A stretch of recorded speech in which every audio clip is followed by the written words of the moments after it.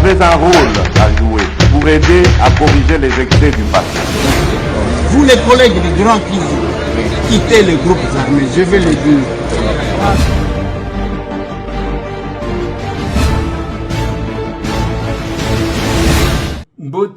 Bote lisusu bandeko nanga bino bandeko oyangai masolona député tokomi 14 février 2023 ba Valentina ba Valentine lelo mukolo na bango mususu akokota nyongo likolo nango mususu pa ko profiter na oyo akanelaka mususu pa ko biwana libabe soki sidate zemi Masolona député.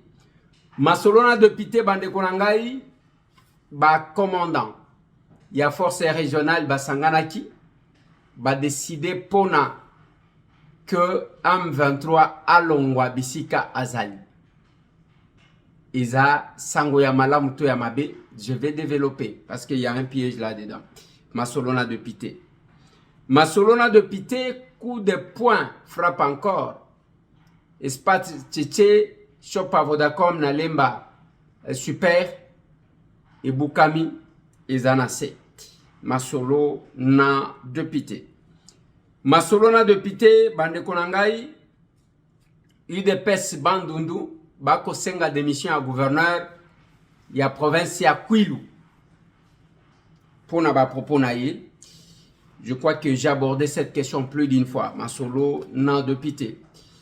Masolona député, Bandeko, c'est la vigilance. Il y a population à Goma, la dérwandarisation des institutions en marche. Un suspect interpellé par ma compatriote et puis ces documents fouillés. Masolo. La situation qui prévaut à l'est du pays est bandi lelote bandakal. Kalabalobanini. Je vais prendre l'honorable Lusenge qui a parlé de ça. Avant que Bisoto Komaba député, on va y arriver. Lobina Sakibino Oyo et Talakiba Audio, Wezaki Kotambola, Yaya Kutumba, Naba Force. Bien sûr que la vidéo d'hier pour Naba Obala Nakabiso Naba YouTube, Bazaki n'a moins de difficulté. Je pense que c'est contenu à image. Oya image, Oya ya quoi mutu et Posaki moi problème. Lobito Ilsa Kibino, décision Izwamaki, après passage à Saint-Père, deux prêtres excommuniés, Balongo Libango, Moko, curé, Moussousou vicaire. Na Ilsa Kibino qui likamweza ya politique, likamweza conflit interne de l'église catholique, Masolo na député. Masolo na député, Bandekonanga na lingito aborder la question en un peu rapidement. Et toko kakwe changer moi mouké avant ya tozongela à Sercho le capable qui sont descendus en Bougimaï honoré quel que soit et belé à ba politicien ba kitaki na avion an le capable bazaki 3 hommes et une dame Bougimaï Nassé Masolo, c'est ça aussi la grandeur de l'action commune pour la République. Nalingito betamo masolo wana un peu rapidement bande konangai. Je pense que nakozwabino pas beaucoup plus de temps, mais nakoluka koloba essentiel. Avant nalobela makambo ya ba Saint-Valentin na ba Valentine, oyo tomona ka makambo elekaka na Kinshasa, makambo elekaka na Congo avec beaucoup de conséquences. Nalingina bandana ce qui nous préoccupe ces derniers temps, la question sécuritaire. Lobina yebisa kibino que la force régionale bakeli suko se concerté na ba M23. Bakutana ki le 9. Basolola kinini. Nakati kuna na sima ya kosolola toyoki basangani bazui mokano. Mokano wana bazui balobi bakobanda ko libérer ba M23 bakobanda ko libérer bisika bazali à partir ya le 28. Les autres allaient 14. Donc, il faut encore attendre 2 semaines pour que Babanda se retire Bisika Bazai. Wane kamusingate. Mena katikaka ya communiqué wana siko bakaboli Bisika ba force bakoza. Bapesi batu na batu côté bango va ko surveiller. Na lingina pesa bino quelques détails après biso na bino to analyser. Balobi va ko se retirer à partir il y a le 28 donc du 28 février au 13 mars. Mais si ko ba yokani balobi ba force wana ba pays wana bazo constituer force régionale o yaki ba de ba yokani balobi ba Burundi ba kozala ba ko déployer ba soda na bango na sake na ki rolirwe et puis na kichanga na lingibo yo kabia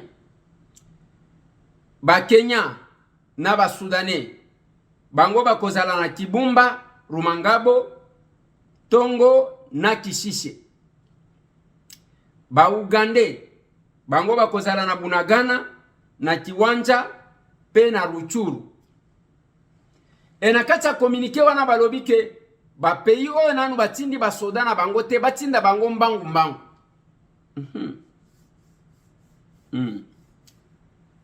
Nde na lingina réfléchir. Bande Konanga, vous ne sentez pas que notre pays est en danger et que l'opération que nous avons lancée, il y a des rwandarisations aux anatortes. Soki tolobela ane ya mbutumbu. Totali sabina opération kanga muni. Tata oyibi eloko nanga zongisa yango.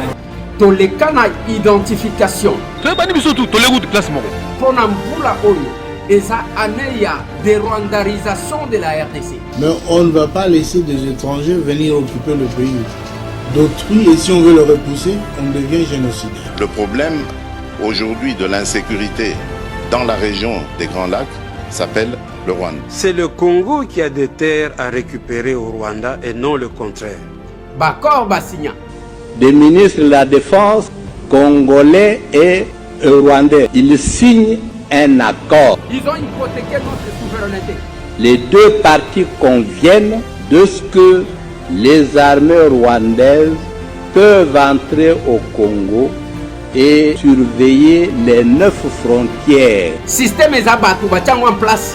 Batu bakolongolango pesa batu. Système wana oye kota uta AFDL système wana na ko déboulonner. Ba Rwandais ba complice na bango ba oba memaka na bango mpula oyo il faut te délivrer mboka na biso. Nous disons qu'ils puissent rentrer chez eux. Ezala babatama na politique, ezala babatama na armée. Deux espions rwandais agissant sous la couverture d'une ONG. Ezala babatama na business et tona ba ONG. C'est une association qui est basée aux États-Unis, finance justement ce groupe armé dans l'Est. Nous allons rwandariser notre pays. Je dénonce cette énième agression dont mon pays est victime de la part de son voisin le Rwanda. Et la communauté internationale est là. Calme. Pourquoi tolobaka na bino tozaba capable.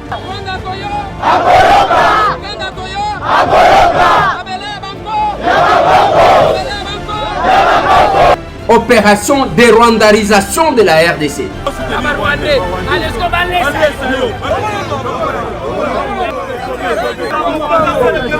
Bokoyoka.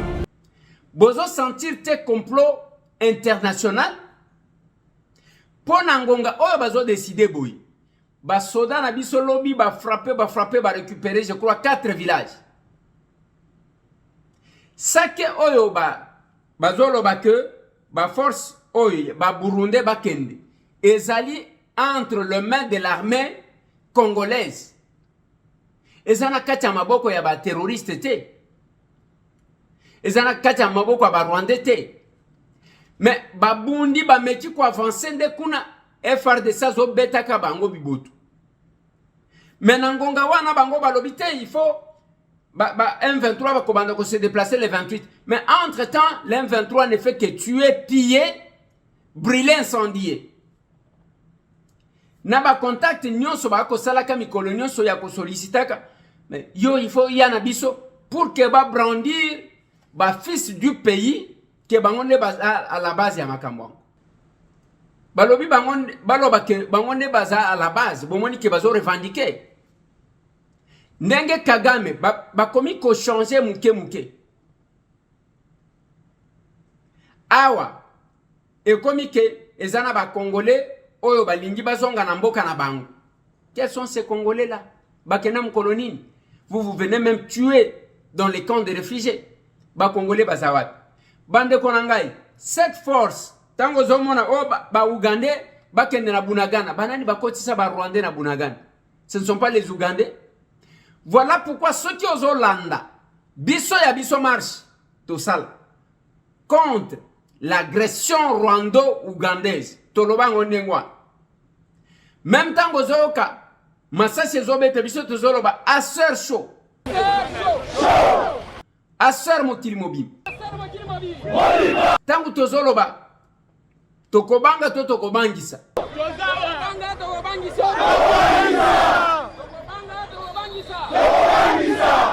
Bokoyoka nazo ganga nazoloba Rwanda koyoka Uganda koyoka. Rwanda koyo akoyoka. Uganda koyo akoyoka. Abele banko. Bango nyonso biso tozaka bango ensemble. Eza on nazo mona te bato bakeko sala marche na fanfare. Bande konangai. Marche ya kanda na fanfara ezo beta. Boyebi bakolo marche bayebani et puis bayebi ndenge nini ba marche. Mukolo biso action commune pour la République. Tokutana na lobana ba tokutana na palais du peuple. To pesana ka consigne. Olati lamba pembe ya mwindu ya matanga otie wana ya makila Congo na loboko yango zo mona bisoa. Masasi ebeta. Pour mtu alobi gaz lacrymogène. Ce qui est la gaz lacrymogène major wana lingaki pakatamba ndenga zo pakata wana te. Masasi ebeta. Lacrymogène ebeta. Biso to bunda pa bitumba ya négociation. Je connais beaucoup de politiciens. Même nenge tozaki ko sala wana bango ba négocier kana ba colonel. Faut sala bo ainsi de suite. Biso to mesana front, to mesana gaz, to mesana bitumba. Si nous sommes restés en vie, c'est parce que Dieu nous protégeait et que biso tozaki double face. Yango pomona déploiement ya modèle 1. Na parti e utika kobota. Po ba kolo ba marche, ba combattant ba yeba kabango na front. Ils ont les réseaux sociaux. Tango bazolo bake ba Ougandais, bango bazala côté ya Bunagana, ya Kiwanja, na Ruchuru. Il y a quelque chose qui ne va pas. Ceux qui se battent aujourd'hui à Saké, ce sont nos propres militaires. Oui, nous sommes infiltrés. Yango to lancé la dérwandarisation des institutions de notre pays. Soki tolobela ane ya mbutu mbutu. Nazo monate. Totali sabino opération kanga muniki. Tata oyibi eloko nanga. Zongi sango. Toleka na identification. Toyebani biso tu tolegu de classe moko. Pona mbula oyo eza ane ya dérwandarisation de la RDC. Mais on ne va pas laisser des étrangers venir occuper le pays d'autrui et si on veut le repousser, on devient génocidaire. Le problème aujourd'hui de l'insécurité dans la région des Grands Lacs s'appelle le Rwanda. C'est le Congo qui a des terres à récupérer au Rwanda et non le contraire. Bakor Basigna. Des ministres de la Défense congolais et rwandais. Ils signent un accord. Ils ont hypothéqué notre souveraineté. Les deux parties conviennent de ce que les armées rwandaises peuvent entrer au Congo et surveiller les 9 frontières. Système ezabatu bachango en place. Batu bakolongola ngo pesa batu. Système wana oye kota uta AFDL, système wana na ko déboulonner yango. Ba Rwandais, ba complice na bango, ba oba memaka na bango. Mpula oyo, il faut te délivrer mboka na biso. Nous disons qu'ils puissent rentrer chez eux. Ezala babatama na politique, ezala babatama na armée. Deux espions rwandais agissant sous la couverture d'une ONG. Ezala babatama na business et tona ba ONG. C'est une association qui est basée aux États-Unis, finance justement ce groupe armé dans l'Est. Nous allons rwandariser notre pays. Je dénonce cette énième agression dont mon pays est victime de la part de son voisin le Rwanda. Et la communauté internationale est là, calme. pourquoi tolobaka na bino tozaba capable.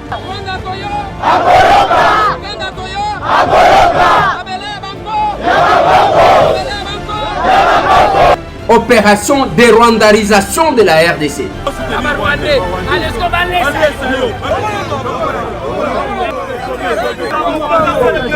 Bokoyoka. L'armée, la police, le service parmi les acteurs politiques. Pourtant, le président Bosso Alobaka, chers collègues, quittez les groupes armés. Les gens se sont agités. Les collègues du Grand Kivu, quittez les groupes armés, je vais le dire. Na lingina tela bino wana obemina kunzala nzoko azala ki président de l'Assemblée nationale. Bisona no ba voter bisote. Tango zo pesa malobana honorable Lusenge qui est notre collègue actuellement. Il est aussi de l'Est, Bokoyo quand même ton aïe au sentir substrat linguistique au kotunate. Il est élu de là. Boyoka comment il a qui Izazolo Bakebolingi to bimisate, c'est qui soit la base. Wana Matata premier ministre azali ko accusé complicité. Malobanaye, j'aimerais que vous puissiez suivre cet élément. Lusenge Bonane, l'honorable Bampori qui Jean-Marie se prépare si le groupe est encore dans le délai.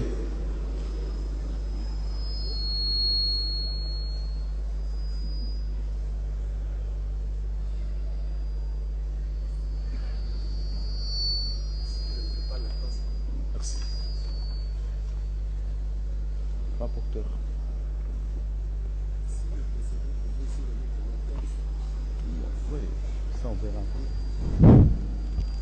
Honorable Président, je sais qu'il y a un problème de temps.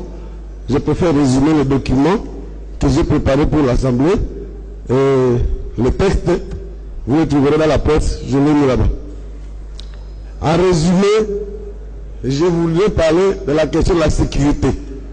Le Premier ministre, quand il a été désigné, il a promis de résoudre les problèmes de sécurité à l'Est. Notamment, nous attendons le retrait de l'armée monoethnique qui règne en maître depuis plusieurs décennies à l'Est.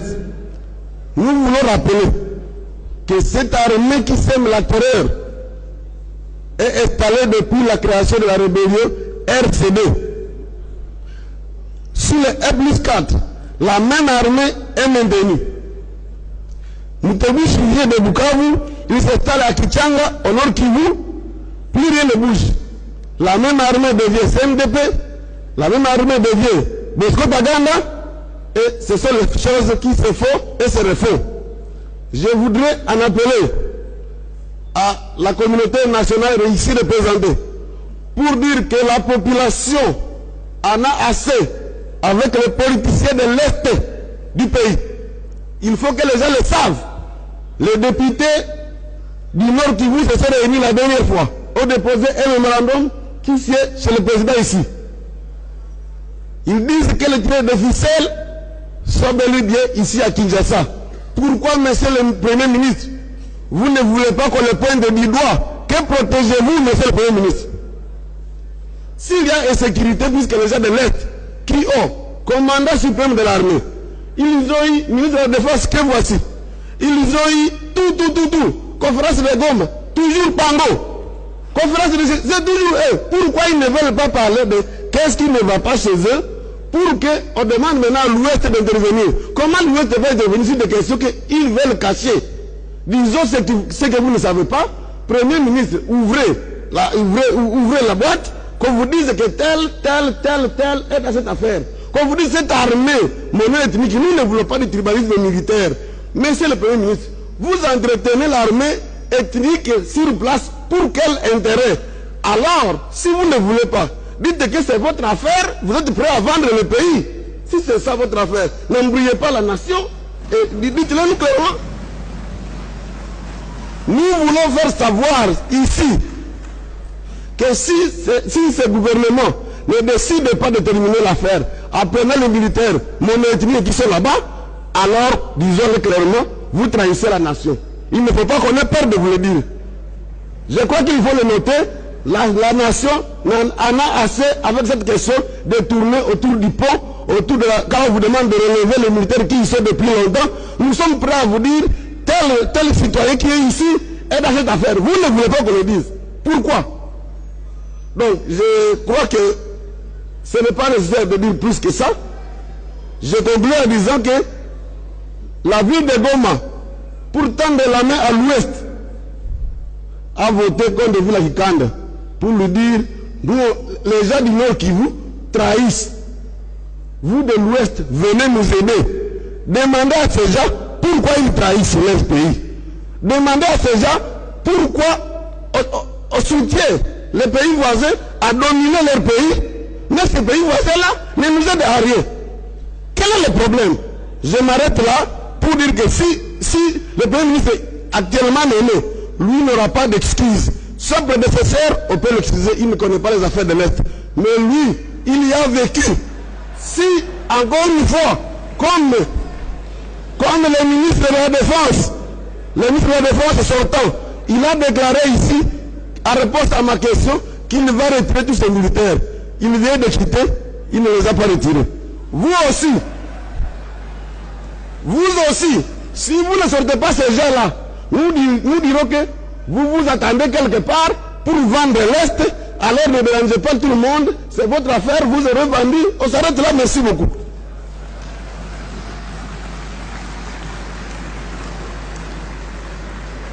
Merci. Voilà. Azolobela, armée mono-ethnique. C'est l'armée qu'on nous a laissée. Oyo Azolobawana, Aza député élu à Est. Il n'est pas son premier mandat. Le Kolabis. Je crois son troisième mandat. Azoloba, même langage au président Bosso Aloba, nous avons vu nos collègues monter, s'agiter dans Ninga Kosakanate. Ça, c'est leurs collègues, pas seulement leurs collègues, mais un élu de l'Est comme eux. Alobi va accomplir ce basalia. Pona nini bolingi tolo bate. Pona nini bolingi tolo bate. Nayebi sakabino mikolo nyonso ke Rwanda za makasi te, makasi na yazo akana degré ya infiltration ao. J'ai aimé tant que bien que j'ai constaté que la régie n'a pas parlé le même langage, n'a pas voulu illustrer. Ba image ya ndenge tozalaki na champagne. Tata moko telemi alobi, il faut que sala ko créer service moko boy. Il y a contre-espionnage. Ils sont là. Baza makasi te, makasi na bango ezali ko se poser sur bateau yo, baza léger capable de vendre leur patrie comme ça. Pour $100, pour mulanja masanga, pour baza ndengwa. Les politiciens, il y en a qui sont là, qui ne dépendent que du Rwanda. Bakoma pena bakoma pe ba ministre na Kombo ya Oua. Awa bango bazo banga kotanga Rwanda, tout le rapport. Je vais vous mettre un reportage à France 24, un rapport qui n'est pas encore publié, au Bazolo que il y a l'intervention directe à Rwanda. Yangona loba kinabino, l'M23 n'existe plus. Bazo batuna bango bakotsa bango na institution, bao batika la kande bazoaka pour que baya ko boma biso na élection en 2000 na 2016 pas si tozalaka komona wana eza bango baya pona babo mabiso. Ce qui se passe à l'Est, c'est le Rwanda. Je salue encore le président de la République. C'est le régime rwandais avec Paul Kagame à sa tête qui est l'ennemi de la République démocratique du Congo. Bozoyo kawana zolo banabino ke biso eza Rwanda eza Kagame nde batu bazaliko sala bitumba qui agresse le Congo. Botselangana nous reportage ou ya France 24. Le Rwanda fournit des armes, des munitions et des uniformes aux rebelles du M23 pour mener des opérations militaires sur le territoire congolais. C'est ce qu'affirment des experts des Nations Unies dans un nouveau rapport qui n'est pas encore publié, mais que nous avons pu consulter. Alors, ce rapport de plus de 200 pages documente des attaques des localités menées par le M23 dans la province du Nord Kivu. Et les experts onusiens disent avoir collecté des preuves substantielles démontrant l'intervention intervention directe des forces rwandaises en RDC. Alors ces preuves, ce sont des témoignages des habitants des localités attaquées et de la société civile sur place, mais aussi des photos prises sur place et par drone. Alors sur ces photos, on peut voir des munitions utilisées par l'armée rwandaise et récupérées par les forces armées congolaises, mais aussi des hommes portant des uniformes et du matériel connu pour être utilisé par les forces rwandaises.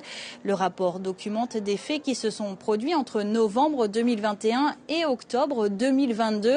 Alors c'est un rapport très attendu ici à Kinshasa car les autorités dénonçaient depuis plusieurs mois le soutien rwandais aux rebelles du M23. Des accusations qui jusque-là avaient du mal à être entendues. Des sources politiques en coulisses dénonçaient l'inaction de la communauté internationale. Désormais, le Rwanda est aussi accusé par les États-Unis et plusieurs pays européens de soutenir les rebelles du M23. Malgré tout, Kigali continue de nier et accuse à son tour Kinshasa d'instrumentaliser un conflit à des fins politiques. Voilà. Ba média nyonso, ba rapport, ezopesa mayangoan. Il n'y a que vous qui manquez de discours, qui estimez que c'est en voulant personnaliser les combats. Oh le baké non, c'est Félix qui a fait. Lusenge quand il parle, mon collègue. Félix Azalaki d'hôpité. Wana basi ba invalidé ye. Balongoli na parlement. Il n'était pas là. Et ça commençait aujourd'hui à Zogunda pour Kazongi Sabat. Là où j'ai condamné patriote Maïmaï. Bokote les mamans j'ai vu ces images na yoki mabe.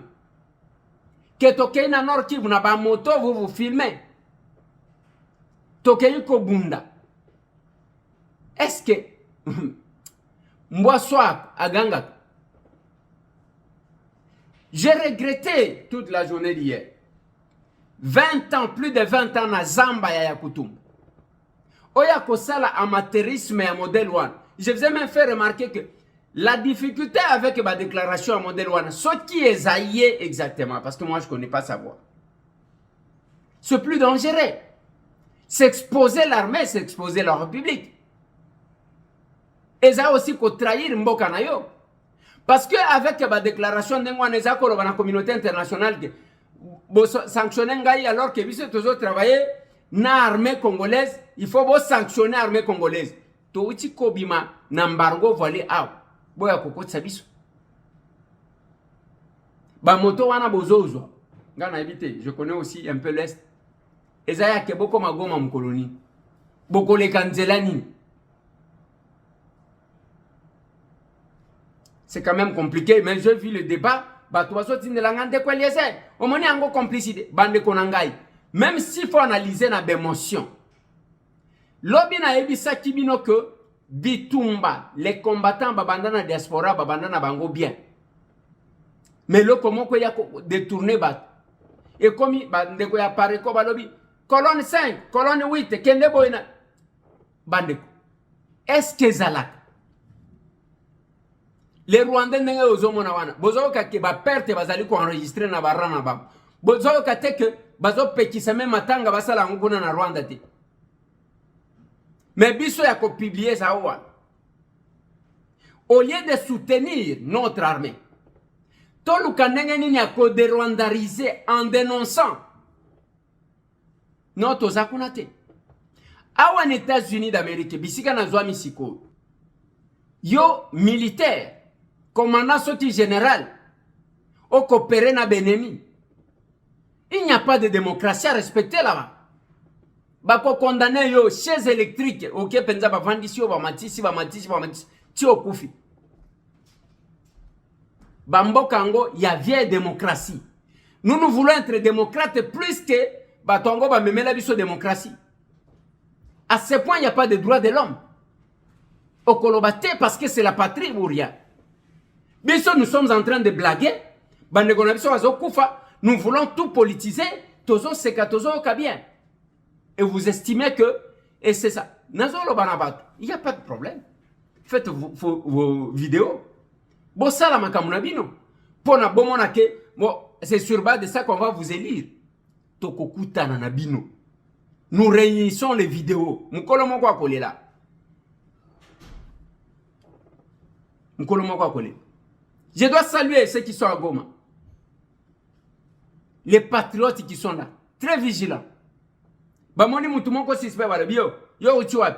Pesa wala bandiko meka kolobalokola mutu alangwa. Mususu alobia alangwa. Bamusu balobi quel que soit état na eto kofuye. Ayeko bimisa mikanda na ye Rwandais yangoan. Nous sommes actuellement au Skyborn où les motards pensent que c'est un suspect rwandais de M23 qui est venu ici au Congo. Alors ils sont en train de vouloir l'identifier et prouver s'il a la carte ou comment, l'identité congolaise. Alors on va voir s'il a sa carte d'électeur. Sinon, donc, il doit être un Rwandais ou un M23, pourquoi pas. Mais le problème, c'est qu'il est vraiment saoulé, soulard à son état. Comprenez même, il parle d'un motard, alors comprenez que c'est vraiment gravissime.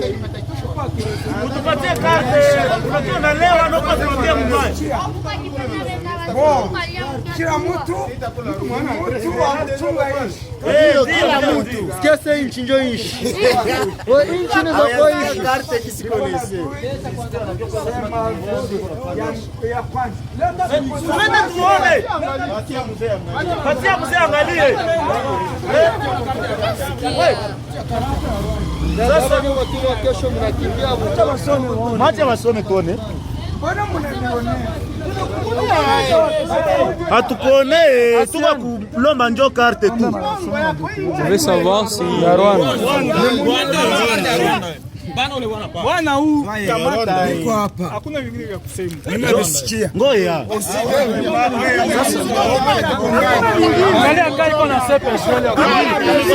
vérifiez s'il a la CPG. Vérifiez. Pourquoi la vérité vérifier? Vous doutez ça. Vous doutez ça.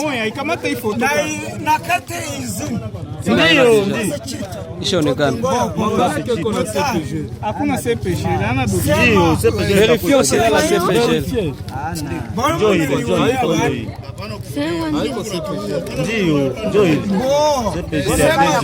Sasa kama yako expire. Kama yako expire.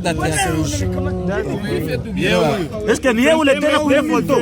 Ile photo haiko yeye. Angalia date. Haiko yeye. Angalia photo. Haiko photo. Angalia la depuis 2022. Nesha expiré. C'est pas lui sur la photo. Iko sana yeye. Ile hapa haiko yeye. Basi ndio document ile. Hii photo iko kuikuze peke haiko yake. Hii photo iko yake. Est-ce que hii photo inafanana? Bon, yo zo Rwandais au katisha wanengeni. Bande comme nous devons être vigilants. J'ai compris une chose, les secrets des Américains de leur puissance, mutunyo swaza jaloux na mboka na ye. Mutunyo swaza agent de renseignement de son pays. Pendant que bino bozali ko négliger mboka na bino. Et vous complotez bozo bomba même ceux qui font du mal à votre pays. Tant que l'obéli de rwandarisation, c'est contre quoi? Contre Bandeko qui travaillent contre leur pays. Obama dirigeait les États-Unis d'Amérique ici, un Afro-Américain. Mais il a servi les États-Unis d'Amérique. Je vous ai parlé de Durupo qui était Premier ministre dans la Belgique. Il a servi Mbokawan. Boyoka ka Sarkozy te. Toko kende ti wapi na ko abandonner Mboka na biso. Toko tika la ba irresponsable. Vous trouverez ndako na bino ezozika yozo pesa ba raison. Oh mutuboye. Et vous tournez autour de ça pour en causer la polémique. Vous serez jugés. Et ce sont ces gens aux hommes on a baza plein. Bah comme il a ba union sacrée, biso ba toi union sacrée, biso ba prof Njola lobana bino ba lobaka ke. Non mais il faut être en politique, il faut être réaliste. Ils n'ont pas de position. Je ne parle même pas du suivisme pathologique, de la transhumance. Quelqu'un qui était kabiliste pur et dur, il peut en 48 heures devenir tshisekédiste pur et dur encore. Et puis il vous dit, mon cher frère, la politique, il faut être réaliste.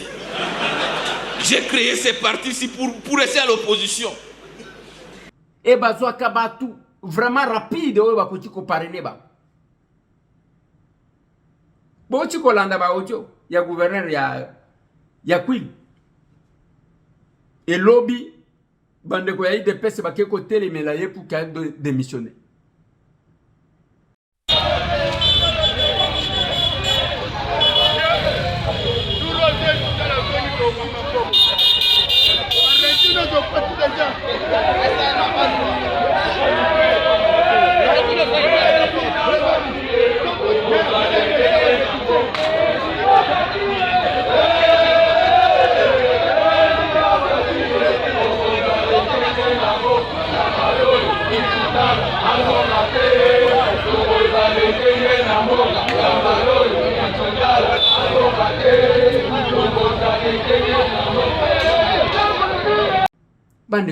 Même ceux qui boza mutema mabe ya modèle nini.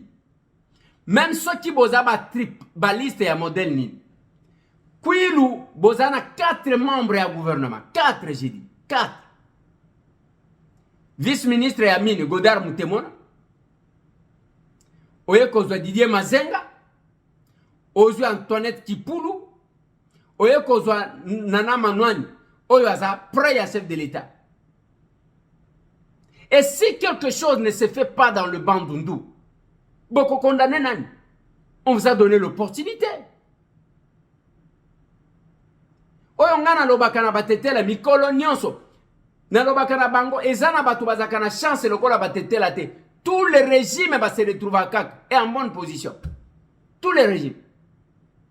Pour preuve, gouvernement ya Sama Lukonde 4 ministres ya batetela. 4. Na 4 wana 2 vice-premiers ministres. Il y a intérieur à Selo. Il y a affaires étrangères Lutundula Apala. Le 2 vice-premier ministre. Oye kozwa Irene Sambo. Il y a une personne avec handicap. Oye kozwa Cheribin Okende qui vient de démissionner. Na transport, voie de communication et des enclavements.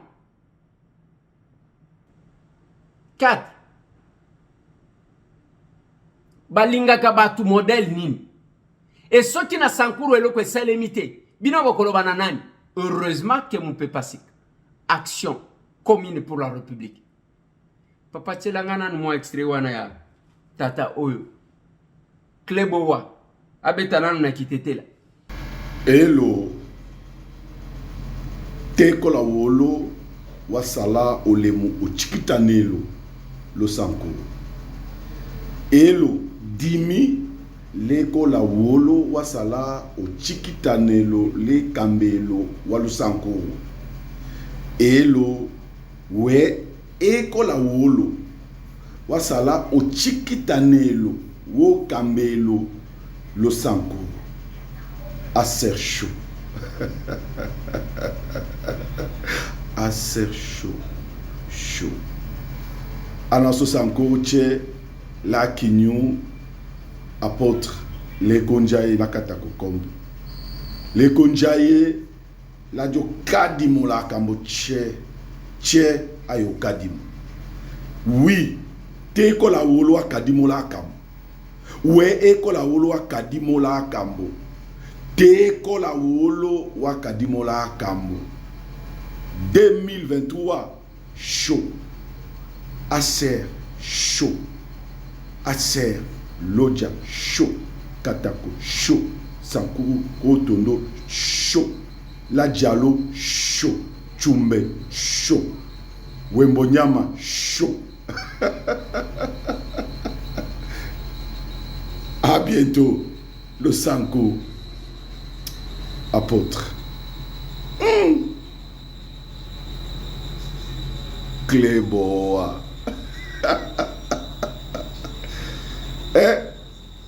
Bana sernyos soki mutatumboli bino Cléboa. Tous les capables Cléboa. Merci. Voilà. Heureusement que les capables sont là pour changer les choses. Oui, nous sommes capables. Oui, nous sommes unis. Oui, nous sommes en action. Assez. Oui, nous sommes unis. Oui, nous sommes en action. Assez. Assez chaud. Assez chaud. Chaud. Assez chaud. Chaud. Assez Mokili Mobi. Assez Mokili Mobi. Assez Mokili Mobi. Assez Liba. Assez Liba. Assez Liba. Liba. Aïe aïe aïe. Aïe aïe. Coup de poing Zali Kokoba. Denge Zali Kokoba. Lobi Jantini Ngobilamba Kana Jekoko Mulumba Bazalaki na Lemba super. Espace Tchétché Kwei. Chopé à Vodacom Kwei. Balobi Dura Lex c'est de Lex. Mais na Katiwana na Tiela ki Pebino. De santé ya Général Silvano Kasson. Na sika bazalaki kokosa au première dame ake kotonga. Boko landa ye na kotiela bino mo extrait. Bolanda kiango peut-être tokotia awa tokotia muke seulement. Boyoka explication na mukolo usine place akenaki kozwa mikanda yemo kwa yebi. Mais bazwa kombo ya première dame babamba comme les gens se promènent avec les noms ya bakomiti. Aya parce que tozaki meeting nous voyez que police mosala ko batela tablo bango tozaki meeting na mokonzi gouverneur asali arrêté asali péréquisition tobuka site eza site on dit quand déjà beaucoup ba érosion belé alors ba construction la chic eza belé on dit pour ça qui meeting do toi assister ba to affaires foncières provinciales ba tobuka qui tout ça alors moi nous commis ba to po ba mi pesa moi beaucoup ayo combien va se victimiser. Première dame, alors que première dame a eu ma Cambodge ni de loin. Et ali société à Madame Julia, la congolaise, ça ali investissement là. Avec un génie militaire, l'armée productive, foutu à ma Cambodge, l'armée génie militaire zotongela. Alors il faut que féliciter moi sur alors battu quand on a ça qu'on respecte les normes. Alors moni érosion, zela ezate, baché place à koleka maïté alors net to buki alors tosengi bato ba respecter tocha police ya muto komeka ko zongela sur place wana mais o tikali côté kuna likolo biso comme police to ko sala plaidoyer pa ya mokonzi gouverneur de façon que bato likolo kuna batika bango ba s'organiser kuna likolo ba sa canalisation ya mai de façon tala kuna zamba wana zamba zaki munene mais bato ba to katila kati ya zamba siko soki zamba yo sesili espace vert za suna kisasa te tala tina ma vale kuna bato ba tonga ezala kate ba chef kutimba za bato ko kanga kotika bango boy ba osakana comme l'état kwa zate ba kopesa ba passer na ba généraux na ba ministre na ba procureur tout ça ba komi likolo ba komi lokolo bato baza intouchable non quand l'état il faut tellement ba chef kutimba de façon que mutomto azonga na nzela. Voilà. Maintenant ngonga wana coup de poing ce que otali espace tchétché ndaku wana batu bazalaki kondima teke bakobuka.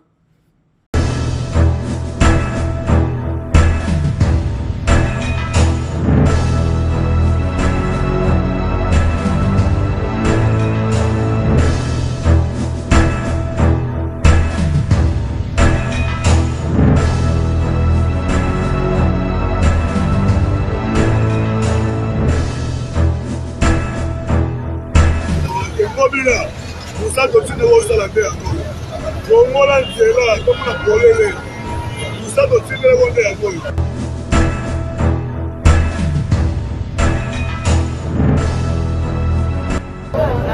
Merci. Excellence, Jantini Ngobila Mbaka. Na Moussala Sali. Là, il y a un interfédéral, il y a mon Amba et pas il y a Mosso. Vraiment, toujours souffrir mingi. J'habite juste à côté ici. On ne sait pas éduquer les enfants. Toujours là, la musique, toujours la musique. Donc, ça n'allait pas. Je le remercie en tout cas. Je le remercie. Moussala Malam. Nous, on a vu ce qu'il vient de faire la Tongwa Lelo et Ningi Sibi. En dehors, il y a des toilettes publiques. Oh, bah, ça, il y a des toilettes. C'est puant, on ne sait pas respirer. Lemba, papa, aux amours, Lemba, Oyebi. Lemba, Ezalaki, commune, il y a intellectuel. Mais Lelo, Lemba, est comme les centres, il y a des poches.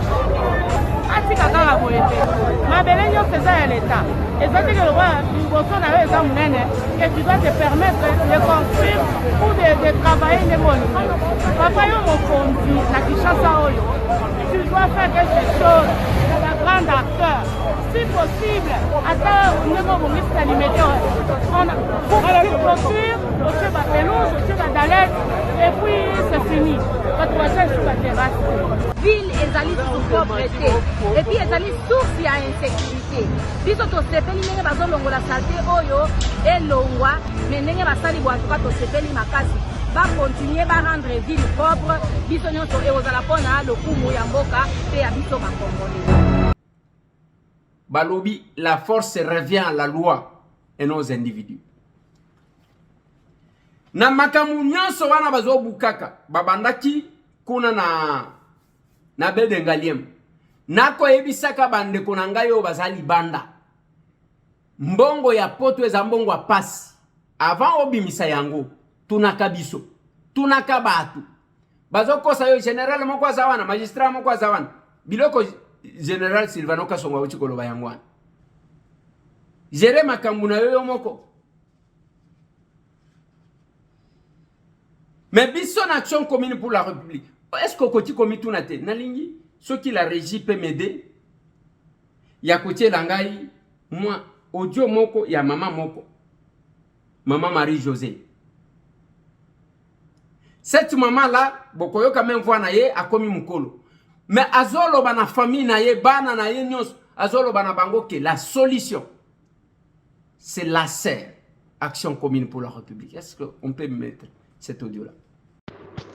Asere na komia wa bien ya Eliezer Ntambwe Poshi ezali parti politique ya Eliezer. Alors Eliezer égale président de la République Fatou Tshisekedi na expliqué awa ezali Tshisekedi akoleka 5 na mbana oyo bato nyonso bana nyonso bato nyonso bakozwa misala ya bien bato nyonso bakolia bien bakovana bien Congo ekochange.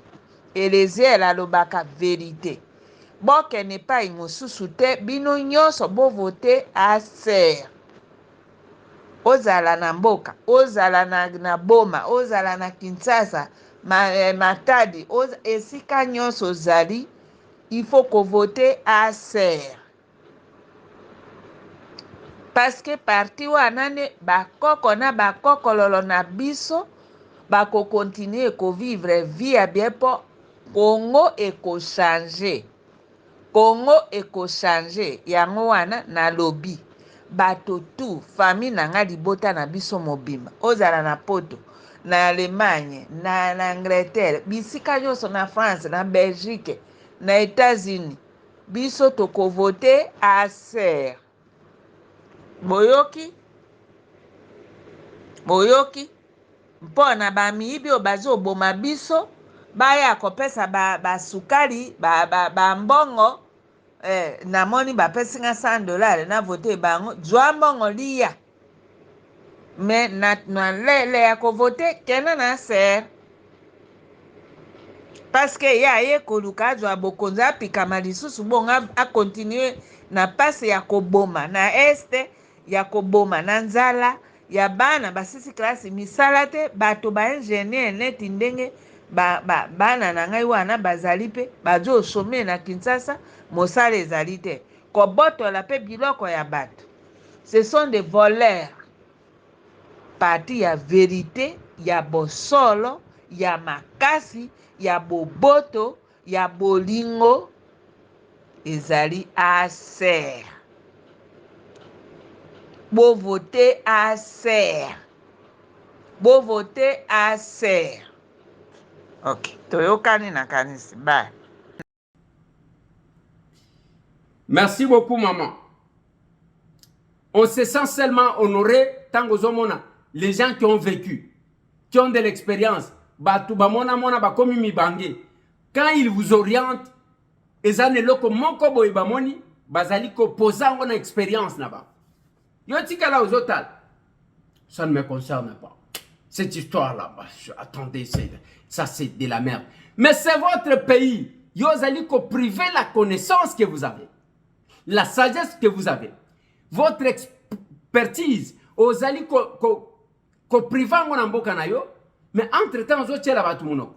Moussala na yo ko finga kabato. Celui-là n'a pas de niveau, d'ailleurs, il parle mauvais français.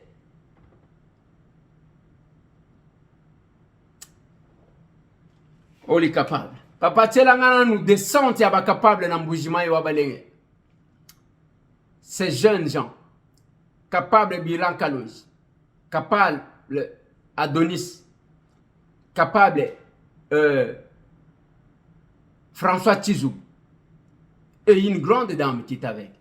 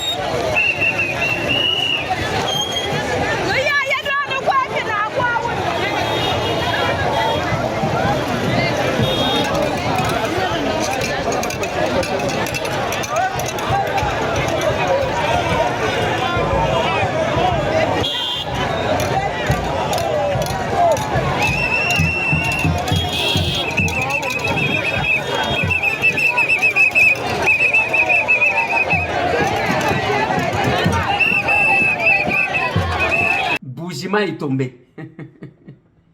Il y a eu plusieurs acteurs politiques dans le même avion. Mais les jeunes, avant que bakita, tala libanda ya aéroport nengeza ya kotodo. Tangu bakiti batamboli ko banda aéroport ti na siège na avenue Inga. Batamboli makolo, quel que soit mbule zalaki ko menacé. Yabino yango. Notre objectif est comment les gens grandir. Comment on a battuba kokora parce qu'on reconnaît la grandeur d'un leader dans ce qui fait grand son entourage. La chance qu'il y a la sœur.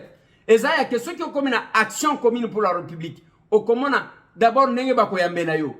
Nenge ne bako lukaba matisa yo. Là on ne bloque pas les gens. Ça ce sont les jeunes qui sont descendus. Bon, mon qui capable Noël Kabong, Aouti Canada, aye, Tangwazo qui t'a plein, Akitiawa plein, Akekuna plein, Lelo capable Philomène, Akekuna plein. Donc le capable sont capables partout, capable j'ai tout. Moi cérémoniam, Ngaya Zolo Bananga, capable président, Ngana Zozera Mkolokoya, n'a même la 2000 personnes.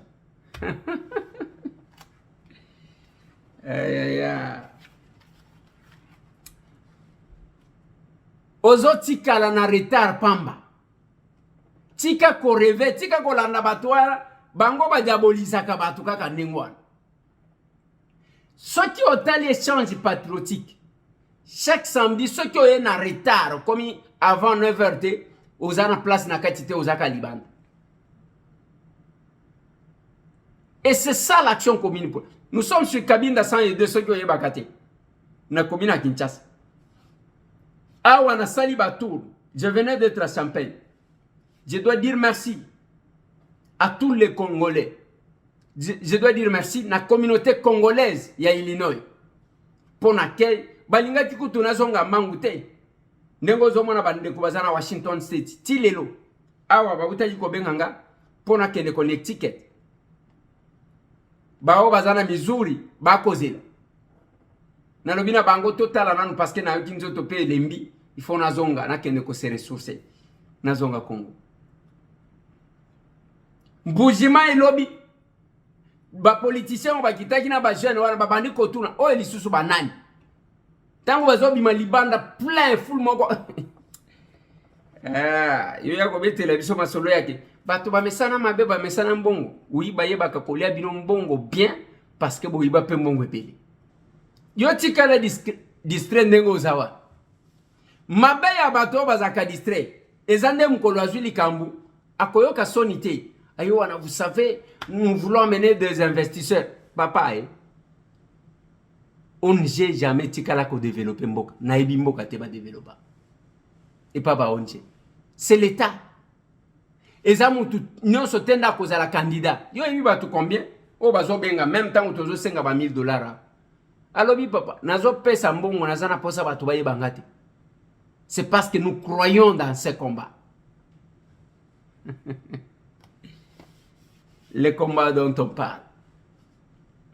Tous en posa ya mbongo ya ko déposer ma candidature ya ba capable jusqu'au mois d'avril au minimum $1000 au commune numéro plus de 243 891 515 061 plus de 143 891 515 061 au commune kombo na yo olobi kombo na ngai za Kyungu Alphonse na vandi na Lwalaba na kopesa $1000 na ngai numéro na ngai téléphone yango tozui to tiango na base de données ils a aussi pour que to rappela ka ba o bazo souscrire na ko benga ka bango to sololi na bango.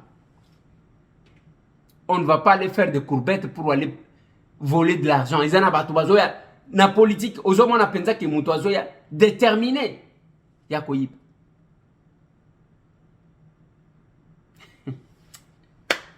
So qui pour la Kachap nanga pour na bao bazan États-Unis Kachap yangwa. Ogoji kotinda. So qui yo ko linga ko pesa bisote, pardon ko finga bisote. Tozana posa ko finga te toyebi ba position na yo. Yo so qui o bandi ko diaboliser bato van allez il ne faut pas les suivre hein, c'est celui-là c'est papa. Ça la paye à yo to mona. Nous avons un parcours. Oh azolo ba député moko alobi azolo ba lokola député lokola journaliste na tunna e collègue yo chose wa parole mkoloni na Assemblée nationale ya biso yango mettez-moi ça banani bazo dédoubler ba chef coutumier soki mutu batie ministre alukinde konaye na village a commissaire chef coutumier bandi ko bundisa oh bachana kati eza biso ba politicien honorable président. Nazo funda biso ba politicien pour nini? Nazo funda parce que honorable président esengeli toza la correcte et juste honorable président. Tangu tozolo ba ke ba ko sanctionner ba conservateur qui ignore que biso ba politicien de to pesa ka injonction. Nous prenons l'article 202 oh ya projet ba yeli biso.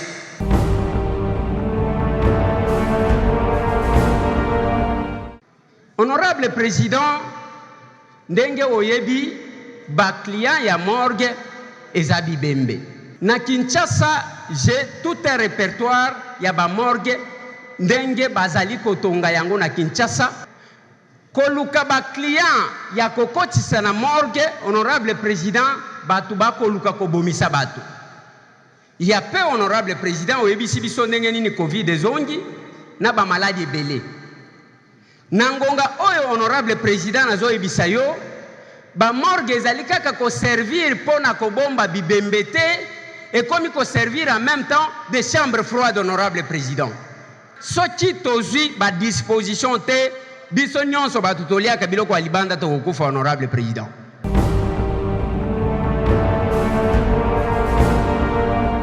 Ici nous avons ratifié autant de lois en rapport avec la sécurité dans notre pays. Est-ce que nous pouvons d'abord évaluer la conséquence des lois que nous avons ratifiées? Les lois ne se créent pas par rapport aux autres.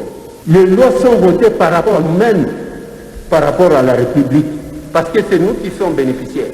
Nous connaissons les réalités de notre pays. Nous connaissons la malhonnêteté de quelques-uns des pays voisins. Je sais que, honorable président, nous sommes obligés de ratifier. Mais voilà ce que je propose. Nous allons ratifier moyennant une condition d'application, par exemple, dans 5 ans de cette loi. Il est temps pour nous de nous organiser.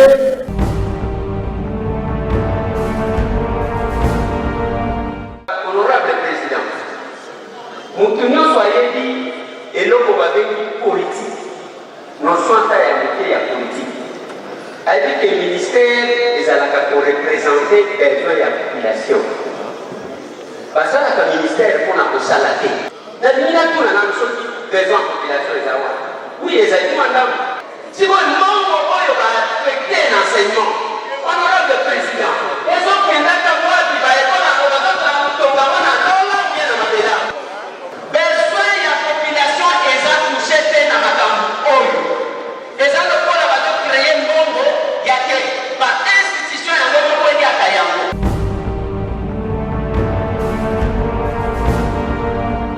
Honorable Président, si je prends la parole, c'est parce que je pense qu'il y a une erreur qui s'est glissée. Cette erreur fait croire, fait passer pour une nouvelle matière les dossiers de la CNDH. On dit envie de formaliser le renouvellement du mandat. Non, Honorable Président. On vient appliquer les textes. Et la commission, le bureau qui est là, date de 2015, Honorable Président. Alors qu'ils sont déjà à la 7e année depuis qu'ils sont là, Honorable Président. J'ai dit Honorable Président. Mais, merci, collègue. En fait, vous avez raison. C'est clair, on peut clore ce débat. Nous corrigeons entériner et non enclencher.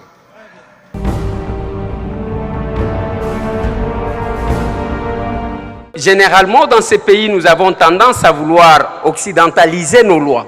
Les copier-coller nous met en difficulté, Honorable Président. Alors que le loi, Honorable Président, vient répondre à un besoin. C'est la codification d'un besoin d'une communauté, à ce que je sache. Et qu'est-ce qu'on fait? On va mettre en place une loi où on va charger l'État à indemniser, à payer. Alors que ce qui crée les rébellions, les conflits, qui amènent aux violences sexuelles, tout ce que vous voulez, ce sont ceux qui deviennent le lendemain le dirigeant dans ces pays, Honorable Président. Si on doit voter pour cette loi, on doit donner aussi les critères de qui doit devenir ministre des Droits humains.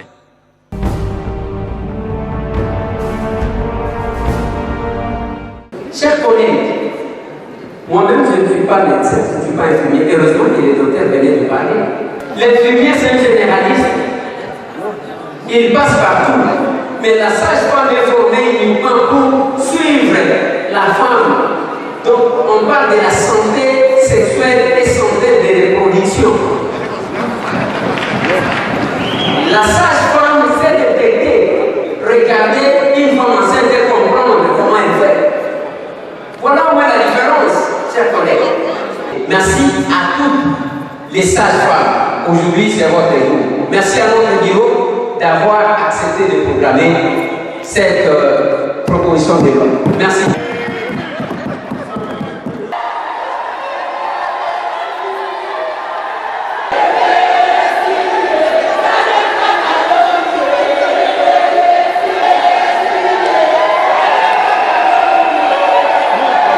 Ça, c'est nous, l'Assemblée nationale. Allez, Tokutan Lissuslo. Merci.